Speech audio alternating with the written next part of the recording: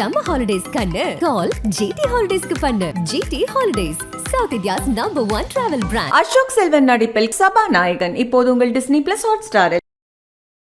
அந்த பிரசாத் அப்படின்றவர் இந்த 18வது அவென்யூவில் இருக்கக்கூடிய ஒரு தனி பங்களா, அந்த கட்டடத்தை சுற்றி வர்றாரு. குறிப்பிட்ட ஸ்பாட்டுக்கு வந்த உடனே அவருக்கு மூக்க தொலைக்கிற தாங்க முடியாத ஒரு கெட்ட வாடை வீசுகிற மாதிரி இருக்குது. திருமங்கலம் போலீஸ் ஸ்டேஷனுக்கு போகிறாரு. அவங்க பார்க்கும்போது என்ன தெரியுதுன்னாக்க, மேல் மாடியில் ஒரு குளியல் அறைக்கு உள்ளார 2 பெண்களுடைய உடல்கள் கிடக்குது. 23 வயதான ராணி பத்மினி அப்படிங்கிற நடிகை, இன்னொன்று 42 வயதான அந்த பெண் நடிகையினுடைய தாயார். பொருளாக ஒரு உடலாகவே இல்லாத மாதிரி எல்லாம் அழுகி குழகுழத்து எல்லா பக்கம் அதிலிருந்து புழுக்களும் பூச்சிகளும் நிரம்பி தாங்க முடியாத நாற்றமாகி அந்த மாதிரி ஒரு சூழ்நிலையாக அது இருக்குது. 18வது அவென்யூவில் இருக்கிற அந்த வீடு வாடகைக்கு அங்கே குடி போகிறாங்க. ஆனால் தாய் மகள் 2 பேர் தான் இருக்காங்க. இப்போ என்ன பண்ணுறாங்க, பத்திரிகையில் ஒரு விளம்பரம் கொடுக்குறாங்க. விளம்பரம் கொடுத்து எங்களுக்கு ஒரு டிரைவர், ஒரு வாட்ச்மேன், ஒரு குக்கு, 3 பேர் எங்களுக்கு தேவையாக இருக்குது. 37 ஆண்டுகளுக்கு முன்னால் ஒரு 22 வயசு பொண்ணும் ஒரு 44 வயசான தாயும் 2 பேரும் ஒன்றா உட்காந்து குடிக்கிறது அப்படின்றது ரொம்ப ஒரு அதிசயமான ஒரு ஆச்சரியமான ஒரு விஷயந்தான். ராணி பத்மினி பயணம் செய்யும் பொழுது ஒரு ஹாட் பேண்ட்ஸ் மாதிரி ஒரு ட்ரெஸ்ஸை போட்டுக்கிட்டு உட்காந்துட்டு போகுது. அப்போது அந்த டிரைவருடைய பார்வை அவ்வளோ கண்ணியமானதாக இல்லை. அந்த பொண்ணு அவரை அடிச்சிட்டதாகவும் சொல்கிறாங்க, அந்த டிரைவரை அரைஞ்சிட்டதாகவும் சொல்கிறாங்க. அவங்க அம்மா என்ன செய்கிறாங்க, இனிமேல் நீ வேலைக்கு வர வேணாம் அப்படின்னு சொல்லிட்டு அவரை வேலையை விட்டு நிறுத்திடுறாங்க. சாதாரண வேலையை விட்டு தூக்கிட்டாங்க.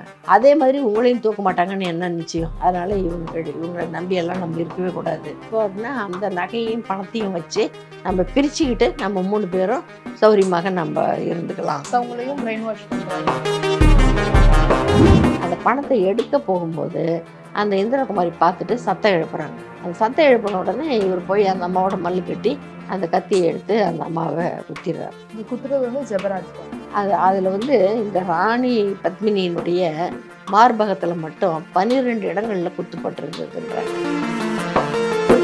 இந்த வழக்கில் உங்களுக்கு எப்படிப்பட்ட ஒரு குற்றம் இழைக்கப்பட்டிருக்கும்? அவங்களுக்கு எவ்வளோ வழக்குகள் போச்சு, எவ்வளோ சவாலாக இருந்துச்சு? இதெல்லாம் அன்றைக்கி தேதியில் சென்னையில் உலகில் இருந்த ஒரு பெரிய பேச்சு என்னன்னு கேட்டிங்கன்னா, இவங்க பல பேரோட பழக்கத்தில் இருந்ததுனால ராணி பத்மினி அவங்க அம்மாவும் அதில் யாரோ ஒரு பெரியவர் இதில் இன்வால்வ் ஆகிட்டாரு. வணக்கம். ராணி பத்மினியோடைய கேஸ் இது ரொம்ப பலரால் பல இடங்களில் சொல்லப்பட்டது. 18 ஆண்டுகள் சிறையில் இருந்தாங்க, விடுதலையானாங்க, அவ்வளோ பெரிய நடிகை, பேரழகி அப்படின்னு பல விஷயங்கள் சொல்லப்பட்டிருக்கு. இந்த கொலை எங்கேருந்து தொடங்கி எப்படி முடிக்கப்பட்டுச்சு? ஒரு 37 ஆண்டுகளுக்கு முன்னால் பயணிக்க வேண்டியிருக்கு. ஒரு 1986வது வருஷம் அக்டோபர் மாதம் 19ஆம் தேதி அண்ணா நகர் 18வது அவென்யூவில் ஒரு பிரசாத் அப்படின்னு சொல்லிட்டு ஒருத்தர் இந்த வீடுகள்லாம் வாடகைக்கு எடுத்து கொடுக்கறது, விற்பனை செய்து கொடுக்கறது, இதெல்லாம் செஞ்சு இது ஒரு தொழிலாக செஞ்சிட்டு இருக்கிறவர். அந்த பிரசாத் அப்படின்றவர் இந்த 18வது அவென்யூவில் இருக்கக்கூடிய ஒரு தனி பங்களா, சுற்றிலும் காம்பவுண்டு, தனி பங்களா, வெளிப்புற தோற்றத்துக்கு பார்த்திங்கன்னா 3 மாடி மாதிரி தெரியும், ஆனால் 2 மாடி தான் நிஜமாக. அப்படி ஒரு கட்டடம். அந்த கட்டடத்தை சுற்றி வர்றாரு. என்னென்னா அவர் காலிங் மேல் அடித்து பார்க்குறாரு, யாருமே கதவை திறக்கிறதில்ல. ஆனால் அவருக்கு அது ஆச்சரியமாக இருக்குது, ஏன்னா இவ்வளோ நேரம் கதவை திறக்காதுக்குதுன்ட்டு. அப்புறம் ஒரு சுற்றி ஏதாவது ஜன்னல்கள் திறந்திருக்கா அதைப்பா அப்படின்னு பார்த்துட்டு வரும்போது ஒரு குறிப்பிட்ட ஸ்பாட்டுக்கு வந்த உடனே அவருக்கு மூக்க தொலைக்கிற தாங்க முடியாத ஒரு கெட்ட வாடை வீசுகிற மாதிரி இருக்குது. அவருக்கு ஏதோ மனசில் பொறி தட்டுது, சந்தேகம் வருது. உடனே அவர் என்ன பண்ணுறாரு, திருமங்கலம் போலீஸ் ஸ்டேஷனுக்கு போகிறாரு. ஏன்னா அந்த வீடு இருக்கிற பகுதி திருமங்கலம் போலீஸ் ஸ்டேஷன் லிமிட்டில் வருது. ஸோ அங்கே போகிறாரு. அங்கே போன உடனே அங்கே இருக்கக்கூடிய காவல்துறை அதிகாரிகள் இவர் சொல்கிற அந்த விஷயத்தை கேட்டுட்டு அவங்களும் உடனே கிளம்பி வர்றாங்க. கிளம்பி அந்த கட்டடத்துக்குள்ளார போய் அவங்க பார்க்கும்போது என்ன தெரியுதுன்னாக்க, மேல் மாடியில் ஒரு குளியல் அறைக்கு உள்ளார 2 பெண்களுடைய உடல்கள் கிடக்குது. அவங்களுக்கு தெரியுது. அப்புறம் கதவை திறந்து உள்ளே போய் எல்லாத்தையும் பார்க்குறாங்க. பார்த்தாக்க அந்த இறந்து கிடக்கிற 2 பெண்களில் ஒருவர் வந்து 23, 22, 23 வயதான இந்த பத்மினி, ராணி பத்மினி அப்படிங்கிற நடிகை. இன்னொன்று 42 வயதான அந்த நடிகையினுடைய தாயார் இந்திரா குமாரி. இவங்க 2 பேரும் தான் இருக்காங்கங்க. அந்த உடல்கள் வந்து ரொம்ப அழுகி அந்த கையில் இப்போ ஒன்றும் என்ன சொல்கிறது, ஒரு பொருளாக ஒரு உடலாகவே இல்லாத மாதிரி எல்லாம் அழுகி குழகுழத்து எல்லா பக்கம் அதிலிருந்து புழுக்களும் பூச்சிகளும் நிரம்பி தாங்க முடியாத நாற்றமாகி அந்த மாதிரி ஒரு சூழ்நிலையாக அது இருக்குது. அப்போ அதை அந்த பாடியை கையில் எடுத்துகிட்டு போய் அதை இது பண்ணலாம், போஸ்ட்மார்ட்டம் பண்ணலான்றதுக்கு கூட வாய்ப்பில்லை. அந்த மாதிரி இந்த மாதிரி சந்தர்ப்பத்தில் சட்டம் என்ன சொல்லுது அப்படின்னு கேட்டிங்கனாக்க, அந்த இடங்கள்லையே அந்த போஸ்ட்மார்ட்டம் பண்ணக்கூடிய மருத்துவரை, டாக்டரை கூட்டிகிட்டு வந்து அவரை அங்கே வச்சே வந்து அவருடைய ஸ்டாஃபோட அந்த போஸ்ட்மார்ட்டத்தை பண்ணி ரிப்போர்ட் அவர் கொடுத்துடலாம் அப்படின்றதுக்கு ஒரு வழி இருக்குது சட்டத்தில். ஸோ அதன்படி இவங்க போய் வந்து ஒரு விண்ணப்பத்தை கொடுக்குறாங்க மருத்துவத்துறையில். கொடுத்தோடனே மருத்துவத்துறையில் தான் அதுக்கான ஏற்பாடுகளை பண்ணி அந்த போஸ்ட்மார்ட்டத்தை அங்கேயே செய்கிறதுக்கு ஆட்கள் அனுப்பி விட்றாங்க. வந்து அந்த இதை ஏற்பாடு பண்ணி அதை பார்க்குறாங்க. அப்புறம் எல்லாம் விசாரிக்க தொடங்குறாங்க. அக்கம் பக்கத்தில் இருக்கவங்ககிட்டலாம் கேட்குறாங்க. கேட்டால் அவங்க சொல்கிறாங்க, இது ராணி பத்மினி குடியிருக்கிற வீடு தாங்க, பட் அவங்க எங்களோடலாம் அதிகம் பழக மாட்டாங்க. அவங்க பாட்டுக்கு வருவாங்க போவாங்க, தாய் மகனும் வந்து நம்ம ஒன்றும் எங்களோடலாம் பழகினது கிடையாது, அதனால் எங்களுக்கு அவங்கள பற்றி அதிகம் தெரியல அப்படின்னு தான் சொல்கிறாங்க. வேறு எந்த தகவலும் எந்த குழுவும் எதுவுமே கிடைக்கல. அந்த மாதிரி சூழ்நிலையில் இது எப்படி கண்டுபிடிக்கிறது அப்படின்ட்டு காவல்துறைக்கு ஒரு பெரிய சவாலாகத்தான் இருக்குது இந்த வழக்கு. இதுக்கிடையில் வந்து இந்த ராணி பத்மினி அப்படின்றவங்க ரொம்ப வளர்ந்து வந்த அப்போ தான் வளர்ந்துக்கிட்டு இருக்கிற ஒரு நடிகை. ஆனால் ரொம்ப பிரமாதமாக வர போகிறாங்க அப்படின்னு சொல்லிட்டு மலையாள திரையுலகமும் தமிழ் திரையுலகமும் எதிர்பார்த்த ஒரு நடிகை. அது எதனால் அப்படின்னு கேட்டிங்கன்னா, அந்த அம்மா வந்து அந்த அண்ணா நகர்லேயே தான் அவங்க பிறந்திருக்காங்க 1962. அவங்க அப்பா அந்த பதிவு அந்த பெண்ணுடைய பர்த் சர்டிஃபிகேட்டு பார்த்திங்கனாக்க அப்பா பேர் வந்து விஸ்வநாத் சௌத்ரின்னு போட்டிருக்கு. அது சௌத்ரின்றவங்க ஆந்திராவில் நிறைய பேர் வச்சுப்பாங்க. ஸோ அவங்க தாயார் பேர் இந்திரா குமாரின்னு போட்டிருக்கு. அந்த தகப்பனாருடைய பெயரை அந்த இடத்துல நம்ம பார்க்குறோம், அவ்வளோதானே தவிர மற்றபடி அந்த அம்மாவுக்கு வேறு எந்த விதத்துலேயும் அவர் கூடவும் இருக்கலை, ஒன்றும் பண்ணலை. எல்லாமே இந்திரா குமாரி தான். ஸோ இந்த இந்திரா குமாரின்றவங்க யார் அப்படின்னு கேட்டிங்கன்னா, அவங்க அந்த காலத்தில் இந்த ஹிந்தியில் வரக்கூடிய வெற்றி பெற்ற படங்களை எல்லாத்தையும் மலையாளத்தில் டப் பண்ணுறது, தமிழில் டப் பண்ணுறது, இப்படிலாம் செய்வாங்க. அப்படி பண்ணும்பொழுது அதுக்கு டப்பிங் வாய்ஸ் கொடுக்கக்கூடிய ஒரு ஆர்டிஸ்டாக, அந்த குரல் கலைஞர், ஆமாம், அந்த மாதிரியாக தான் அந்த அம்மா இருந்திருக்காங்க. ஸோ அதுக்காக போக வர நிறைய நடிகர் நடிகை பார்க்குறது, நிறைய திரைப்படங்களை பார்க்குறது, அதனால எல்லாம் அந்த அம்மாவுக்கு வந்து தானும் ஒரு நல்ல நடிகையாக வரணும் அப்படின்லாம் ஆர்வம் இருந்திருக்குது. ஆனால் அவங்களால அது முடியல. அந்த சமயத்தில் தான் இந்த பெண் பிறந்திருக்குது. இந்த பெண் பிறந்தோன்னா ரொம்ப அழகான குழந்தை. அதனால் அந்த குழந்தைக்கு வந்து அவங்க பத்மினின்னு பேர் வைக்கிறாங்க. ஏன்னா அந்த அம்மாவனுடைய கனவு என்ன அப்படின்னு கேட்டிங்கன்னா, தன்னுடைய மகள் வந்து எப்படி தமிழ் திரையுலகையும் மலையாள திரையுலகையும் ஆண்ட அந்த நாட்டிய பேரொளி பத்மினி மாதிரியாக தன்னுடைய மகளும் வந்து திரைத்துறையில் ஒரு பெரிய பேர் வாங்கணும் அப்படின்னு அந்த அம்மா ஆசைப்படுது. குழந்தை கையில் பிறந்த உடனேவே அந்த ஆசையில் தான் அந்த பொண்ணுக்கு வந்து பத்மினின்னு பேர் வைக்கிறாங்க. அப்புறம் கூப்பிடும் பொழுதும் பப்பின்னே கூப்பிடுறாங்க. நாட்டிய பேரொழியும் பப்பின்னு தான் கூப்பிடுவாங்க. அதே மாதிரியாக இந்த குழந்தையும் வந்து வீட்டில் செல்ல பேராக பப்பின்னு தான் வச்சுருக்காங்க. அப்புறம் இது பள்ளிக்கூடத்துக்கு அனுப்புகிறாங்க. நல்ல பெரிய பள்ளிக்கூடம், ரொம்ப சிறப்பாக படிக்குது இந்த பொண்ணு. படிப்பில் கல்வியில் வந்து ரொம்ப மார்க்கை நல்லா வாங்கி ரொம்ப நல்ல பேரோட சிறப்பாக படிக்குது. அது படிச்சுக்கிட்டே இருக்கும் பொழுதே மயிலை குருமார்கள் இடத்துல அந்த பொண்ணுக்கு நடன பயிற்சியும் செஞ்சு கொடுக்குறாங்க. ஸோ நடன பயிற்சி முடியுது, அதுக்கு அரங்கேற்றம் நடக்குது. அதுவும் பெருவாரியாக எல்லார்ட்டையும் பாராட்டுகளை பெறுது. அது முடிஞ்ச உடனே அந்த பொண்ணை வந்து திரைப்படக் கல்லூரி சென்னையில் இருக்குது இல்லைங்களா, தரமணியில் இருக்குது, அந்த திரைப்படக் கல்லூரியில் நடிப்பு பயிற்சிக்காக அதை சேர்த்து விடுறாங்க. அங்கேயும் அந்த நடிப்பு பயிற்சி எடுக்கிற அந்த கல்லூரியிலையும் அந்த பொண்ணு ரொம்ப நல்ல பேரோட எந்த ரோல் கொடுத்தாலையும் ரொம்ப சிறப்பாக பண்ணக்கூடிய ஒரு பெண்ணாக இருக்குது.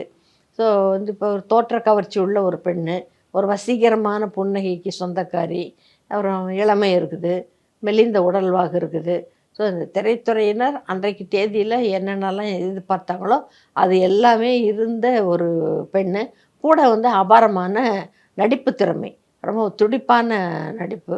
ஸோ இதெல்லாம் உள்ள ஒரு பெண்ணு. அதனால் அவங்க அம்மா என்ன நினச்சாங்க, இங்கெல்லாம் நடித்து அதுக்கப்புறமேல் கடைசியில் ஹிந்திக்கு போகிறாங்க. அதுக்கு பதிலாக எடுத்த உடனே ஹிந்திலேயே பொண்ணை வந்து நடிக்க வச்சிடலாம்னு சொல்லிட்டு இந்த அம்மா வந்து அங்கே போகிறாங்க, பம்பாய்க்கு போகிறாங்க. பம்பாய்க்கு போய் அங்கேயே தங்கி வாய்ப்புகளுக்காக முயற்சி பண்ணுறாங்க.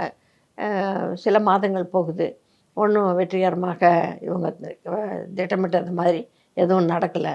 சரி, அப்புறம் பார்த்தீங்கன்னாக்கா பொண்ணுக்கு வயசு போயிடுது. ஏன்னா திரைத்துறையில் வந்து அந்த வயசு, இளமை இதெல்லாம் ரொம்ப முக்கியமான பார்ப்பாங்க. ஸோ அந்த மாதிரி. ஸோ அதனால் அதுக்கிடையில் இந்த பொண்ணு எங்கேயாவது நம்ம இது பண்ணணும் அப்படின்றதுக்காக திருப்பி நெக்ஸ்ட்டு பெஸ்ட்டு என்ன, மும்பையில் வெற்றி அடையலைன்னா அடுத்த கட்டமாக எங்கே வரணுன்னா சென்னை தான் வந்தாகணும்.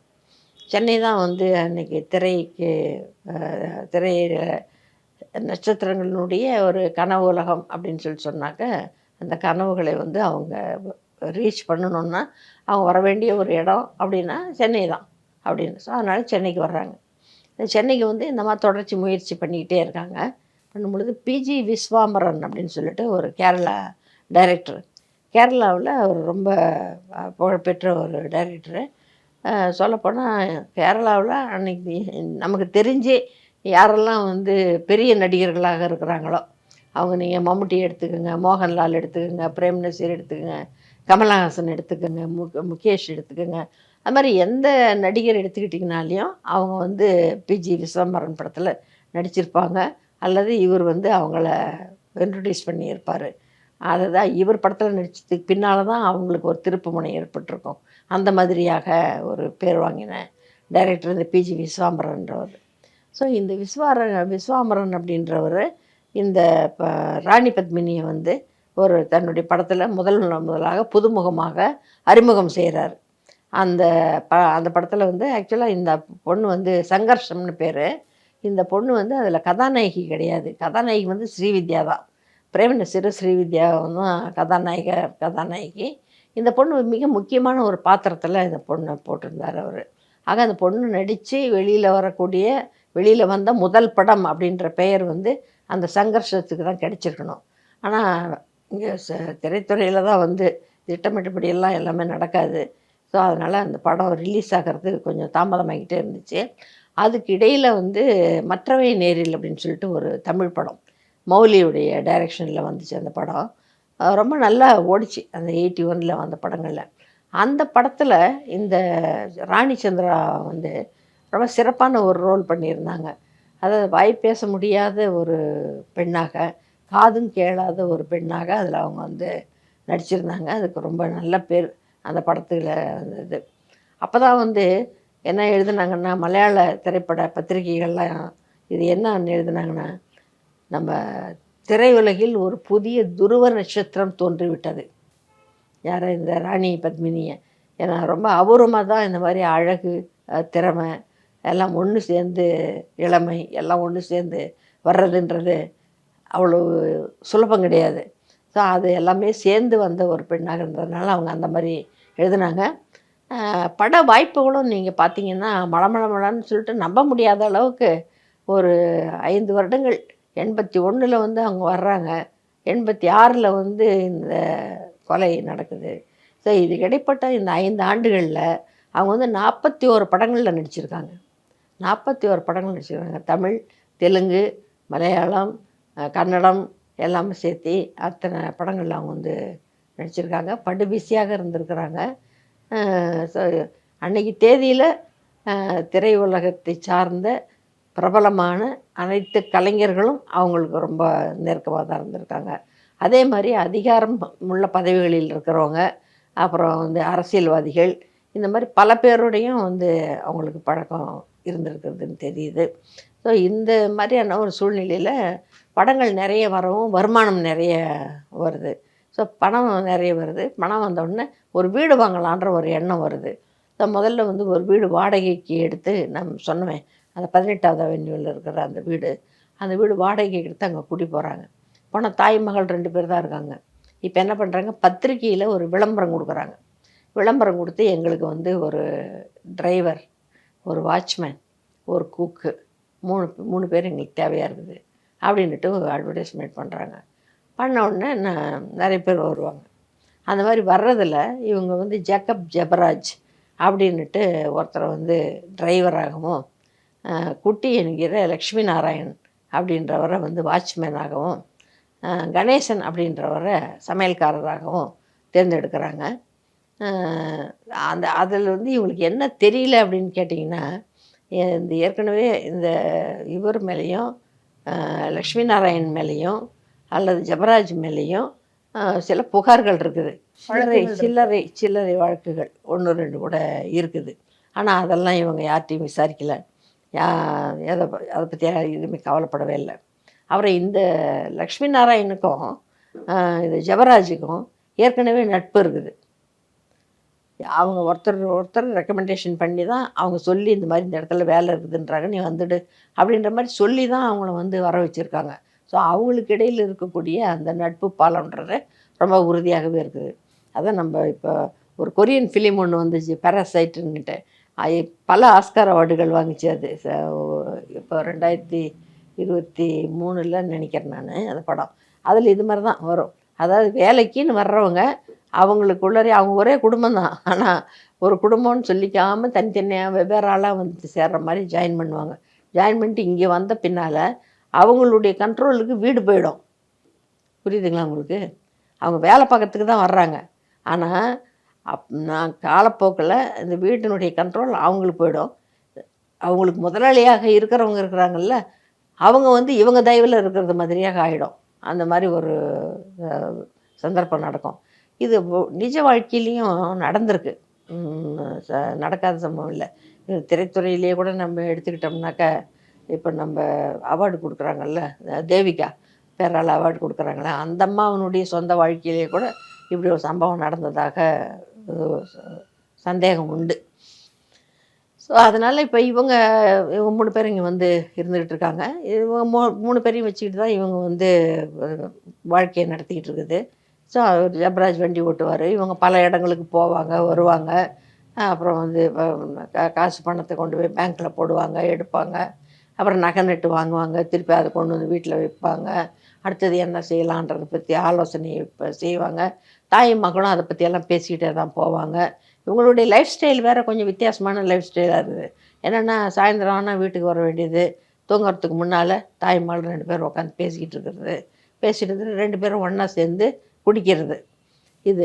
இது வந்து பார்த்திங்கன்னா, ஒரு 37 ஆண்டுகளுக்கு முன்னால் ஒரு 22 வயசு பொண்ணும் ஒரு 44 வயசான தாயும் 2 பேரும் ஒன்றா உட்காந்து குடிக்கிறது அப்படின்றது ரொம்ப ஒரு அதிசயமான ஒரு ஆச்சரியமான ஒரு விஷயந்தான். ஒரு பழக்கத்தில் இல்லாத மாதிரியான ஒரு விஷயந்தான்.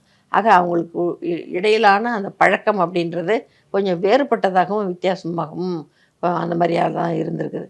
ஒரு தாய் வந்து தன்னுடைய மகளை வளர்க்கக்கூடிய அந்த ஒழுக்க நெறிகள், ஒரு இப்படி இருக்கணும் செய்யணும் அப்படின்னு சொல்லி அந்த மாதிரியான ஒரு கட்டுப்பாட்டோடு வளர்க்கப்பட்ட மாதிரியாக தெரியல நமக்கு.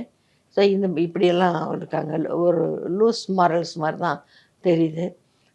ஸோ இந்த சூழ்நிலையில் இது எல்லாத்தையுமே வந்து கூட இருந்து இவங்க 3 பேரும் கவனிச்சிக்கிட்டு தான் இருக்கிறாங்க. ஒரு நாள் ஒரு சம்பவம் நடந்ததாக சொல்லப்படுது. அது என்னென்னா, இந்த ராணி பத்மினி வந்து பயணம் செய்யும் பொழுது ஒரு ஹாட் பேண்ட்ஸ் மாதிரி ஒரு ட்ரெஸ்ஸை போட்டுக்கிட்டு உட்காந்துட்டு போகுது. அப்போது அந்த டிரைவருடைய பார்வை வந்து அவ்வளோ கண்ணியமானதாக இல்லை அப்படின்றது அது ஒரு மாதிரி ஒரு கட் ஃபீலிங்கில் தெரியும்.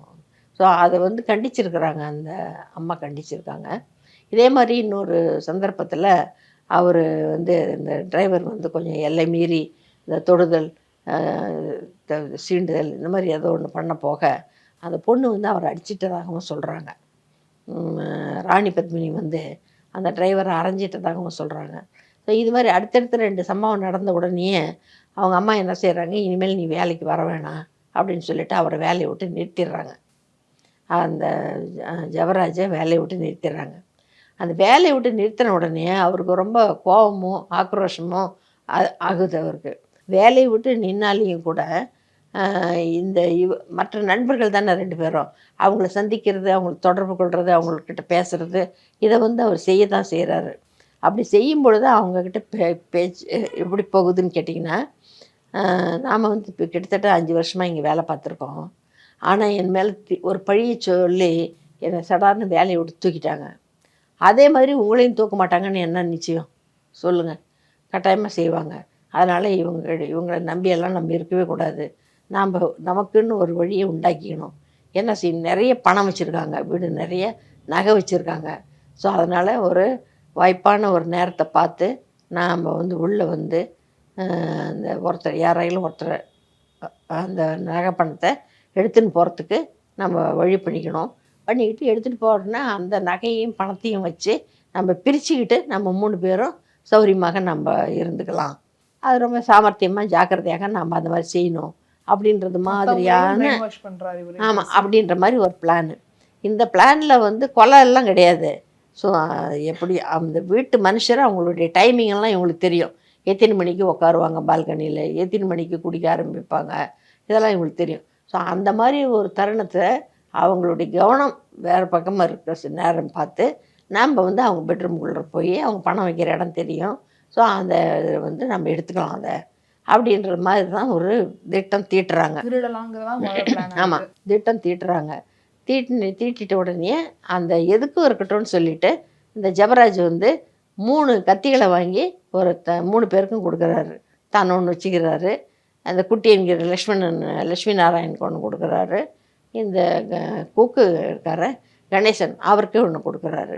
ஸோ நம்ம எதுக்கும் இதை வச்சுக்கலாம் அப்படின்ற மாதிரி தான் வச்சுக்கணுன்னா, அந்த இந்திரா குமாரியினுடைய அறைக்குள்ளார நுழைஞ்சி அந்த பணத்தை எடுக்க போகும்போது அந்த இந்திரா குமாரி பார்த்துட்டு சத்தம் எழுப்புறாங்க. அந்த சத்தம் எழுப்பின உடனே இவர் போய் அந்த அம்மாவோட மல்லு கட்டி அந்த கத்தியை எடுத்து அந்த அம்மாவை குத்திடுறார். குத்துறோன்னா அந்த அம்மா வந்து வீறிட்டு அலறாங்க. அந்த வீறிட்டு அலற சத்தத்தை கேட்டு இந்த பத்மினி குளிக்க போயிருக்கிறவங்க அங்கேருந்து அலறி அடிச்சுக்கிட்டு அவங்க ஓடி வர்றாங்க. வெளியில் ஓடி வந்தாக்கா தாய் வந்து ரத்த வெள்ளத்தில் கிடக்கிற அந்த காட்சியை பார்த்த உடனே அந்த அம்மாவுக்கும் அதிர்ச்சி ஆகுது. அவங்களும் கத்துறாங்க. அவங்கள சமாளிக்க முடியல.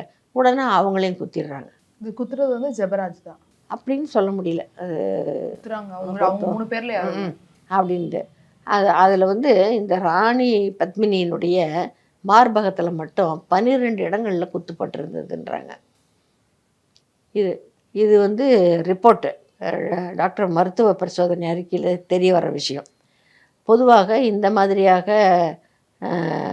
குத்தப்படுறாங்க ஒருத்தருன்னு சொன்னால் அதுக்கு காரணம் ஒரு செக்ஷுவல் ஜெலசி, அதை தொடர்ந்து வந்திருக்கக்கூடிய உணர்வுகள், அதனால் ஏற்பட்ட கொலை, அதில் வந்து தான் இந்த மாதிரியான பகுதிகள் குறிப்பாக தாக்கப்படுதல் அப்படின்றது நடக்கும். இது ஒரு சைக்காலஜி அப்படின்ட்டு சொல்லப்படுது. ஸோ இப்போ இந்த பொண்ணுக்கு வந்து அந்த மாதிரி 12 முறை குத்திருக்காங்க. தவிர இன்னொரு வதந்தியும் ஒன்று உண்டு. அது என்னன்னு கேட்டிங்கன்னா, அந்த பொண்ணை வந்து சும்மா ஒரு பார்வை பார்த்ததுக்கே என்னை வேலையை விட்டு எடுத்துகிட்டு இல்லை, இப்போ நான் இதை கூட தான் செய்வேன், நீ என்ன பண்ணுவ அப்படின்றது மாதிரியாக அந்த உயிர் பிரிஞ்சிக்கிட்டு இருக்கக்கூடிய அந்த உயிர் அப்போ தான் அந்த உடலை விட்டு நீங்கிட்டு இருக்கிற ஒரு டைமு இந்திரா குமாரியினுடைய உடலில் போகிறோம். அந்த நேரத்தில் அந்த அம்மா கண்ணெதிரிலேயே அந்த அம்மாவினுடைய மகளை வந்து பாலியல் வன்புணர்வு செஞ்சதாகவும் ஒரு தகவல் இருக்குது. அது உறுதி செய்யப்படாத ஒரு தகவல். ஸோ இவ்வளோ கொடூரமான ஒரு ப்ரூட்டல் மர்டர்னு சொன்னாக்கா சகல விதங்கள்லேயும் ப்ரூட்டல் மர்டர். ஒரு எமோஷனலாக எடுத்துக்கிட்டிங்கனாலையும் 5 வருஷமாக ஒன்றா பழகி வீட்டோடு இருந்த நபர்கள் 3 பேர் ஒன்றா சேர்ந்து இந்த மாதிரி அவங்கள நம்பி வச்சுருந்த 2 பேர் அப்போ தான் வளர நிலையில் இருந்த அப்படி ஒரு பேரழகியான ஒரு பெண்ணு, அந்த பெண்ணினுடைய வாழ்க்கையை இப்படி ஒரு அநியாயமான ஒரு முடிவுக்கு கொண்டு வர்றது, அதுக்கு வந்து இப்படி முரட்டுத்தனமாக இப்படி பண்ணது. ஸோ இதெல்லாம் வந்து ஒரு மாதிரி கேரளா தமிழ்நாடு 2 பக்கத்தில் இருக்கக்கூடிய மக்களையுமே பெரிய ஒரு அதிர்ச்சிக்கு ஆளாக்குச்சு. அன்றைக்கெல்லாம் நீங்கள் பேப்பர் திறந்தீங்க இந்த கேஸ் தான் இருக்கும் முக்கியமாக. ஸோ சம்பவம் நடந்துடுச்சு. இப்போ வந்து கொலை நடந்ததுன்னு தெரிஞ்சு போச்சு. ஆனால் யார் செஞ்சா எப்படி செஞ்சா அவங்க செஞ்சவங்களை எப்படி பிடிக்கிறது அப்படின்றது பெரிய கேள்வியாக இருக்குது. ஸோ காவல்துறைக்கு வந்து இது மக்கள் பாலியல் வன்புணர்வு பண்ணப்பட்ட நடிகை, அதுவும் மார்பகங்கள்ல 12 முறைக்கு மேல இப்படி குத்தப்பட்டிருக்காங்க அப்படிங்கும்போது இந்த வழக்குல அவங்களுக்கு எப்படிப்பட்ட ஒரு குற்றம் இழைக்கப்பட்டிருக்கும், அவங்களுக்கு எவ்வளோ வழக்குகள் போச்சு, எவ்வளவு சவாலா இருந்துச்சு இது? இதில் வந்து எதை வச்சு ஏன்னா பாடி வந்து அழுகி போச்சு, அதனால் பாடியிலேருந்து எந்த இதுவும் எடுக்க முடியல, அடையாளங்களை வந்து சேகரிக்க முடியல, அதை வச்சு எதுவும் கண்டுபிடிக்க முடியல. ஸோ இந்த சூழ்நிலையில் அக்கம் பக்கத்தில் இருக்கிறவங்கள கேட்டாலையும் அவங்களும் எதுவுமே எங்களுக்கு தெரியாது, அதுவே ஒரு மர்ம பங்களா மாதிரி தான் இருக்கும், இஷ்டத்துக்கு வருவாங்க இஷ்டத்துக்கு போவாங்க, யார் யாரோ வருவாங்க, எங்களுக்கு தெரியாது, இப்படி தான் சொல்கிறாங்க அவங்க. இந்த சூழ்நிலையில் ஒரே ஒரு விஷயந்தான் குழு என்னன்னு கேட்டிங்கன்னா, இந்த ராணி பத்மினி வந்து ஒரு புது கார் வாங்கியிருந்துருக்காங்க. அந்த கார் வந்து ஷெட்டில் இல்லை இப்போது. ஸோ அதனால் அந்த கார் எங்கே போச்சு அப்படின்னு சொல்லிட்டு காவல்துறையினர் வந்து சுற்றி இருக்கக்கூடிய எல்லா மாவட்டங்களுக்கும் பக்கத்தில் இருக்கிற ஸ்டேட்டுக்கு எல்லாத்துக்கும் தகவல் கொடுத்து, இந்த நம்பர் உள்ள காரை எங்கேயாவது பார்த்தீங்கன்னா உடனே தகவல் சொல்லுங்கள் அப்படின்னு சொல்லி சொல்கிறாங்க. அப்படி சொல்லும் பொழுது தான் அந்த கிட்டத்தட்ட ஒரு வாரம் கழித்து 28ஆம் தேதி நினைக்கிறேன், 28 அக்டோபர் 1986 அந்த கார் வந்து ஒரு இடத்துல இருக்குது அப்படின்னு தகவல் தெரியுது. உடனே காவல்துறையினர் அங்கே போகிறாங்க. அங்கே போனால் அந்த காரை பிடிச்ச உடனேவே அந்த காரோடையே சேர்ந்து அந்த ஜெபராஜும் கிடச்சிடுறாப்புல. அவர் ஜெபராஜ் கிடச்சி ஒரு வாரம் கழித்து தான் வந்து லக்ஷ்மி நாராயண் கிடைக்கிறாரு. லக்ஷ்மி நாராயண் கிடச்சி கிட்டத்தட்ட ஒரு வருஷம் கழித்து தான் இந்த கணேசன்ன்றவர் கிடைக்கிறாரு. ஸோ இது வழக்கு நடக்குது, செங்கல்பட்டு நீதிமன்றத்தில் வழக்கு நடக்குது. 3 ஆண்டுகள் கேஸ் நடக்குது. அந்த 3 ஆண்டுகள் கழித்து அவங்க வந்து 3 பேருக்கும் தூக்கு தண்டனைன்னு சொல்லிட்டு தண்டனை உறுதியாகிடுது. அதுக்கு அந்த தண்டனைக்கு மேலே அவங்க வந்து மேல்முறையீடு செய்கிறாங்க. ஸோ அது மேல்முறையீடு செஞ்சு அது ஹைகோர்ட்டுக்கு விசாரணைக்கு வந்த உடனே ஹைகோர்ட்டில் வந்து என்ன சொல்லி தீர்ப்பு வந்துடுதுன்னு கேட்டிங்கன்னா, இந்த ஜெபராஜ் அப்படின்றவர் தான் வந்து திட்டமிட்டிருக்கிறாரு, அவர் தான் கத்தி வாங்கியிருக்கிறாரு, அவர் தான் குத்தியிருக்கிறாரு, அவர் தான் கொலைக்கு வந்து அடிப்படையான காரணமாகவும் எல்லாமே திட்டமிடல், அந்த கத்தி வாங்குதல் எல்லாமே அவர் தான் செஞ்சுருக்காரு. ஸோ அதனால் அவருக்கு தண்டனை கொடுக்கலாம். அவருக்கு மற்ற 2 பேரும் வந்து அவர் சொன்னதை தான் செஞ்சுருக்காங்க, அதனால் அவங்க 2 பேரையும் விடுவிச்சிடலாம், அவங்க பேரில் அவ்வளோ பெரிய தப்புன்னு சொல்கிறதுக்கு இல்லை அப்படின்னு சொல்லிட்டு அந்த லக்ஷ்மி நாராயணனையும் அந்த குட்டியும் விடுதலை செஞ்சிடுறாங்க. இதுக்கிடையில் அன்றைக்கி தேதியில் சென்னையில் உலக இன்னொரு பெரிய பேச்சு என்னன்னு கேட்டிங்கன்னா, இவங்க பல பேரோட பழக்கத்தில் இருந்ததுனால ராணி பத்மினி அவங்க அம்மாவும் பெரிய ஆட்களோட ஸ்நேகம்லாம் நிறைய இருந்தது அவங்களுக்கு. அதில் யாரோ ஒரு பெரியவர் இதில் இன்வால்வ் ஆகிட்டார், அவரை காப்பாற்றுறதுக்காக வேண்டி தான் வந்து இவங்களை வந்து ஒரு பலியாடுகளாக இந்த 3 பேரையும் காமிச்சாங்க அப்படின்னு அது ஒரு பக்கம் ஒரு கதை அது ஒன்று ஓடிட்டு இருந்துச்சு. இவங்க 3 பேர் இல்லாமல் இன்னொருத்தர் தொடர்பு பண்ணியிருக்காங்க, இது வந்து சும்மா கண் துடைப்புக்காக காட்டுறாங்கன்ற மாதிரி அப்படின்னுட்டு அது ஒரு கதை ஒன்று அது ஒரு பக்கம் போயிட்டு இருந்துச்சு. ஸோ இது எல்லாத்தையும் கணக்கில் வச்சுக்கிட்டு இவங்க 2 பேரையும் விடுவிச்சிடுறாங்க. அந்த ஜெபராஜை மட்டும் தூக்கில் போடணும். அவருக்கு அது கூட தூக்கு கிடையாது, அவருக்கும் அவரை வந்து ஆயுள் தண்டனை கொடுத்து அவரை வந்து உயிரோடு தான் வச்சுக்கணும், ஆனால் வாழ்நாள் தண்டனை அவருக்கு அப்படின்ற மாதிரி சொல்லிடுறாங்க. ஸோ அந்த தண்டனை தான் வச்சுக்கிட்டு அவங்க இங்கே இருந்துட்டுருக்காங்க. தமிழக அரசு வந்து இதை எதிர்த்து மேல்முறையீடு செய்யுது. தமிழக அரசு அவங்க மேல்முறையீடு செஞ்சது பின்னால் அது தொடர்ந்து வழக்கு நடந்துக்கிட்டே இருக்குது. இப்போ இது வந்து மறுபடியும் கிட்டத்தட்ட ஒரு 10 ஆண்டுகள் இந்த வழக்கு நடக்குது. இந்த 10 ஆண்டுகளுக்கு பின்னால் என்ன ஜட்ஜ்மெண்ட் வருதுன்னு கேட்டிங்கன்னா, இந்த 2 பேரும் சேர்ந்து தான் குற்றம் செஞ்சுருக்காங்க. அதனால் 2 பேரையும் மறுபடியும் யார், இந்த லக்ஷ்மி நாராயணனும் அந்த கணேசனும், ஸோ அவங்க 2 பேரையும் கைது செய்யணும். அவங்களுக்கும் வந்து இதே தண்டனை தான், தூக்கு தண்டனை கிடையாது, அவங்களும் ஆயுள் தண்டனை அனுபவிக்கணும் அப்படின்றது மாதிரியாக ஒரு தீர்ப்பு வந்து கைது செய்கிறாங்க. திருப்பவும் கைது செய்கிறாங்கன்னா, அது கைது செய்ய போகும்போது குட்டி என்கிற அந்த லக்ஷ்மி நாராயணனை கைது செஞ்சிடுறாங்க. அதுவும் கைது செய்கிறதுக்கே வந்து கிட்டத்தட்ட 1.5 வருஷம் ஆகுது. மறுபடியும் தேடி கண்டுபிடிச்சி துப்பு வச்சு அதில் பெரிய அலைச்சலாகி அப்புறம் ஒரு மாதிரி கண்டுபிடிக்கிறாங்க லக்ஷ்மி நாராயணனை. ஆனால் அந்த கணேசன் கிடைக்கல. கணேசன் கிடைக்கல. லட்சுமி நாராயண் மட்டும்தான் சிறையில் இருக்கார். இப்படி சிறையில் இருக்கும் பொழுது ஜெபராஜ் வந்து சிறையிலேயே நோய்வாய்ப்பட்டு இறந்துடுறார். லட்சுமி நாராயண் மட்டும்தான் இருந்துகிட்ருக்காரு. இது கிட்டத்தட்ட ஒரு 18 வருஷங்கள் லட்சுமி நாராயண் சிறையில் இருந்ததுக்கு பின்னால் அவருடைய மனைவி எஸ்எல் மேரி அப்படின்றவங்க அந்த அம்மா வந்து ஒரு வழக்கு தொடுக்கிறாங்க. ஆட்கொணர்வு வழக்கு அது.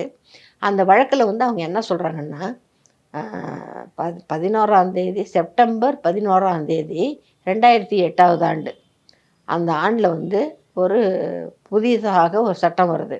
அந்த சட்டம் என்ன சொல்லுதுன்னாக்க, ஒரு ஆயுள் தண்டனை கைதியாகவே ஒருவர் இருந்தாலும் அவர் வந்து 7 ஆண்டுகளுக்கு குறையாத தண்டனையை அனுபவித்து விட்டு இருந்தால் அதுக்கப்புறம் அவரை வந்து ரிலீஸ் பண்ணலாம், அவருக்கு வந்து விடுதலை தந்து விடலாம் அப்படின்னு சொல்லிட்டு ஒரு புதிய சட்டம் இயற்றப்பட்டிருக்குது. ஸோ இப்போ இந்த சட்டத்தின்படி என்னுடைய கணவர் வந்து 18 வருஷம் சிறை இதில் அனுபவிச்சிட்டாரு, ஆகவே அவரை விடுதலை செய்யணும் அப்படின்னு அந்த அம்மா ஒரு கேஸ் கொடுக்குறாங்க. இந்த கேஸ் கொடுத்த உடனே இதை எதிர்த்து இவங்க தமிழக அரசு மேல்முறையீடு செய்கிறாங்க.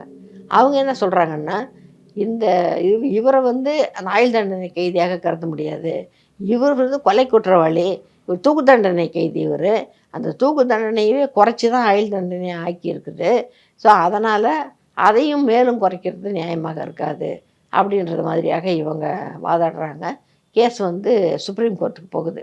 அந்த சுப்ரீம் கோர்ட்டுக்கு போனதுக்கு பின்னால் அவங்க வந்து இந்த லட்சுமி நாராயணனை விடுவிக்கணும் அப்படின்னு சுப்ரீம் கோர்ட்டில் ஒரு உத்தரவு கொடுத்த பின்னால் இவர் விடுதலையாகிறார் லட்சுமி நாராயணன். கணேஷ் இப்போ வரைக்கும் கிடைக்கல.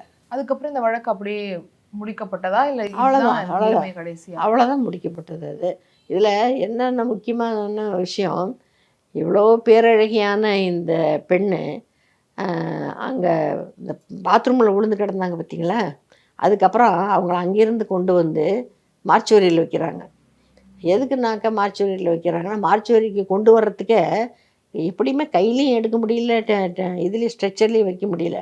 அதனால் கம்ப்ளீட்டாக கிருமி நாசினிகள் எல்லாம் போட்டு அதிலேயே குளிப்பாட்டி பேண்டேஜ் மாதிரி தலையிலேருந்து கால் வரைக்கும் சுற்றி அந்த மாதிரி தான் பண்ணுறாங்க.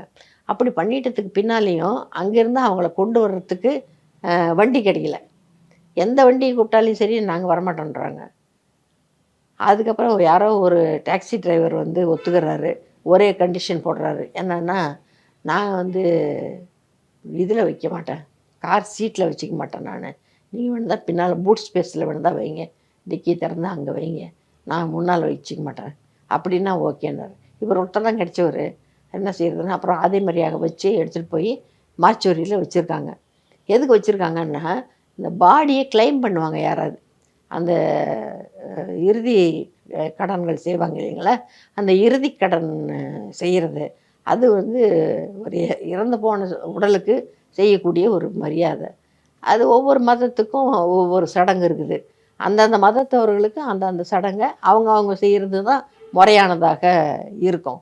ஆனால் இந்த அம்மா இவங்க 2 பேரையும் பொறுத்த அளவில் யாரையும் உறவினர்கள் இருக்கலாம், ரத்த சம்பந்தம் உள்ளவர்கள் இருக்கலாம், அவங்க வந்து செய்கிறதுக்கு முன் வரலாம் அப்படின்ட்டு வச்சு பார்க்குறாங்க. நாளாயிட்டு யாருமே கிளைம் பண்ணவே இல்லை, ஒருத்தர் கூட வரல.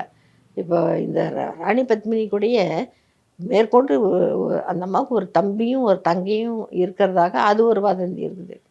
ஆனால் ஒருத்தருமே வரல. இந்த விஸ்வநாத சௌதரி தந்தை தான், அவரும் வரல. இந்த இந்திரா குமாரியோட பிறந்தவங்க சித்தப்பா பெரியப்பா பசங்கள்லாம் இருக்க மாட்டாங்களா, அவங்க ஒருத்தருமே வரல. அப்புறம் கடைசியாக வச்சுருந்து பார்த்துட்டு யாருமே வரலான்னு பின்னால் இந்த கேரளா திரைப்பட இது இருக்குல்ல, அமைப்பு இருக்க, அந்த கூட்டமைப்பில் இருந்து அன்னைக்கு தலைவராக இருந்தவர், அந்த பொண்ணு வந்து மலையாள நடிகை. அவங்க வந்து மலையாள படங்களில் தான் அறிமுகமானாங்க. மலையாளத்தில் தான் வந்து முதல்ல டிவி தொடர் ஐவி சசி எடுத்த தொடரில் தான் வந்து அந்த அம்மாவுக்கு முதல் இன்ட்ரொடக்ஷனு. ஸோ அதனால் நாங்களே எடுத்துகிட்டு போய் அடக்கம் பண்ணிடுறோம் அப்படின்ட்டு அனுமதி வாங்கி அப்புறம் அவங்க எடுத்துகிட்டு போய் அடக்கம் பண்ணாங்க. அந்த அடக்கம் பண்ண பொழுது கூட நீங்கள் பார்த்தீங்கன்னாக்க ஒருத்தர் 2 பேர் தான் அந்த இடத்துல நின்னாங்க. இவ்வளோதான் மனுஷனுடைய ஒரு வாழ்க்கை. அவ்வளோ பேரழகியான ஒரு பெண்ணு, ஒரு கேட்பாரற்று இந்த மாதிரி அதுக்கு என்ன சொல்கிறது, ஒரு கண்ணீர் சிந்துறதுக்கு ஒரு ஆள் இல்லை. அந்த இப்படி பட்ட ஒரு பெண்ணு போயிடுச்சேன்னு சொல்லிட்டு வருத்தப்படுறதுக்கு ஒரு ஆள் இல்லை. அது என்ன பண்ணுறது, அவ்வளோ காசு பணம் நகை நட்டு அது இதெல்லாம் எல்லாத்தையுமே வந்து ரெக்கவர் பண்ணாங்க. இவங்க இந்த மூவரணி வந்து எடுத்துகிட்டு போயிருந்தாங்களே, அந்த எல்லா அமௌண்ட்டையும் இது பண்ணிட்டாங்க. பண்ணி என்ன பண்ண முடியும்ப்பா, அதெல்லாம் வந்து அரசாங்கத்துக்கிட்ட தான். அரசாங்கத்துக்கு தான் வரும். அதான் ராணி பத்மினியோட இந்த கொலை வழக்குல இவங்களுக்கு சினிமா பிரபலங்கள் யாரும் கை கொடுக்கலையா, இல்ல அவங்க சைட்ல இருந்து ஏதாவது ஒரு? இல்லை அதான் அன்னைக்கு தேதியில் பார்த்தீங்கன்னா அந்த அம்மா வந்து அன்னைக்கு ரொம்ப பேரான நடிகர்கள்னு யாருன்னு நீங்கள் சொன்னீங்கனாலே அவங்களோடலாம் நடிச்சிருக்காங்க. மோகன்லாலோட நடிச்சிருக்காங்க, அப்புறம் நம்ம இவர் சரத்பாபு, மோகன்லால், ராஜ்குமார் சேதுபதி, மம்முட்டி, இது மாதிரி பல முக்கிய நடிகர்களோடு அந்த அம்மா நடிச்சிருக்காங்க. ஆனால் இந்த சம்பவத்துக்கு பின்னால் அவங்க யாருமே அதில் ஈடுபட்ட மாதிரி தெரியல. நன்றி மேம், நன்றி மேம், நிறைய தகவல்களை தெரிவிச்சிங்க, ரொம்ப நன்றி. சம்மர் ஹாலிடேஸ் கண்ணு கால் ஜிடி ஹாலிடேஸ்க்கு பண்ணு. GT holidays South India's number 1 travel brand. Ashok Selvan நடிப்பில் சபாநாயகன் இப்போது உங்கள் டிஸ்னி பிளஸ் ஹாட் ஸ்டாரில்.